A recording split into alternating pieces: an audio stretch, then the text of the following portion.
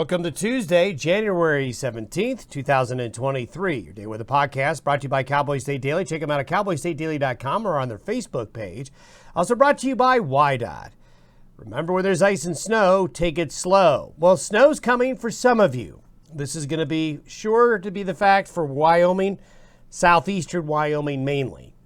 Just about all of Colorado, especially northeast Colorado and the Front Range, and Nebraska, if you want to look at ground zero for this system, it's going to be just about all of Nebraska. Not all of the state, but darn close, getting some moderate snow to heavy snow out of this system. Colder air comes in behind this storm as it scoots on through. And then the jet stream is going to begin to move in from Western Canada. Instead of all of this talk for the last several weeks that we've had about the Pacific, we're going to be talking more and more about visits from Canada. So that means colder weather, but it's also going to be an active weather pattern as well. As cold fronts coming out of northwest Canada will bring more mountain snow and colder weather to the plains and occasionally some opportunities for snow showers as well. So things are certainly transitioning. Now let's talk about this current storm system that we're keeping an eye on. Now it doesn't look like much when we look at the satellite imagery this morning, but I want to show you a couple of things. Keep an eye right here on the Four Corners area and notice that increasing area of cloudiness that is forming right over that Four Corners area. This is basically cloudiness and precipitation developing in front of the upper level low that is right over near Las Vegas right now. Now, it doesn't look like there's much going on. It's because it's disorganized, but that cloud shield you're seeing forming right here is certainly an indication of the system getting better organized. It's going to be coming over the Continental Divide tonight and reforming over east central and southeastern Colorado by tomorrow morning. The counterclockwise spin is going to be bringing upslope conditions to the Front Range of southeastern Wyoming, northeastern Colorado, then across Nebraska as it comes on through. So this is by around noon today. It's about over Page, Arizona, and then it jumps over the divide and becomes better organized by 11 a.m. tomorrow. And that's a classic position to bring upslope to the Front Range of Colorado, southeastern Wyoming. Then it's a good setup for many areas of Nebraska to see a moderate to heavy snow event going across the state of Nebraska into northwestern areas of Iowa. And you can see along the path, always kind of a rule of thumb, your heavier moisture is going to be to the northwest and just north of the path of the low. And as the system scoots along from southeast Colorado on a line like this, along and north of the low, you can see this axis right here of the heavier precipitation. So we see the dark green, the blue, and the yellows. You can see where the heavier snow is going to fall. So the Front Range of Colorado, Denver, up through Sterling and Fort Morgan, up to Cheyenne, up to about Wheatland and Torrington, then to Scottsbluff, into North Platte, Ogallala here, all of the Interstate 80 corridor of Nebraska, going to see significant snow out of this system.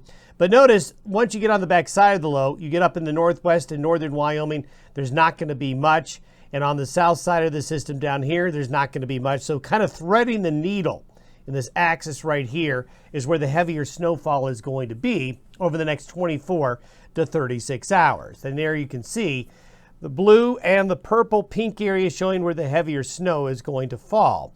So the system is not a terribly big one, but it is going to be impactful, especially in those pink and darker blue areas there where snowfall accumulations are going to be most likely. Also, there could be some more northward movement of this band. There could be a slight more southward movement of this band, kind of depending on where exactly that low wants to come together east of the divide. And since it's a fairly narrow band on width here, just a little bit movement north or south could really put you folks on the edge, either the southern edge or the northern edge, either out of the snow or into the snow if there's just a little bit of wiggle with it.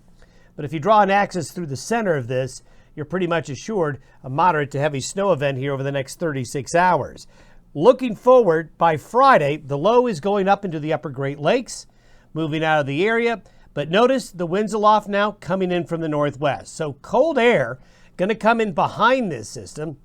This upper level low will bring snow to Arizona and New Mexico's mountains and some moisture around the Four Corners area, but it's kind of detached from the main flow here. And there's the high pressure bringing relief to the west coast, putting an end to all that West Coast precipitation, at least for now. But this guy up here, right here, is going to be an upper level low that's going to end up becoming a pretty good looking cold front coming into the northern Rockies and the northern high plains by Saturday night into Sunday.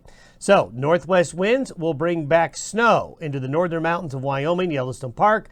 Montana, you're going to get back into the cold, snowy weather again, into the northern plains as well. So this is basically a complete change of the weather pattern from the dominant Pacific pattern to one now out of northwestern Canada. And this is going to get us for the rest of the month into early February, more into what I'd call a classic wintry weather pattern in terms of colder conditions and more persistent cold coming our way. And with that second wave, this is from this weekend through next Tuesday. This area of moisture right here is going to be associated with that upper low dropping out of Canada. So this will get Montana, Wyoming's northern mountains finally get back into the snow again, Sheridan, Buffalo, Gillette areas. You're going to see that northwest winds aloft bringing in the colder air and the better chances for snow showers. Whoa, look at that. They get to dry out and get a break in the weather there. Then longer term, this is a little out past 10 days, and that pattern is still there in the long term. The bottling up of the cold air with the blocking high pressure ridges in the Atlantic and the Pacific, and that opens the door to the cold, and that colder air has easy access into the western and central United States. And you can see the darker blue colors and the gray colors here. This is what we'd call the Hudson Bay vortex. This vortex of cold is spinning around, sending very cold air south into the lower 48 states. And there you can see it with temperature anomalies. This is by the 27th. You can see that just about all of Canada and just about all of the lower 48 states, temperature readings are going to be near or below their 30-year average. Some areas, especially in the purple areas, far below. So changes are afoot, short term and long term. And I wanted to show you this before we left you today. This is a composite that goes 10 days from January 4th through January 14th of the Pacific storm train that just continued to batter the West Coast from just after the New Year to where we are right now.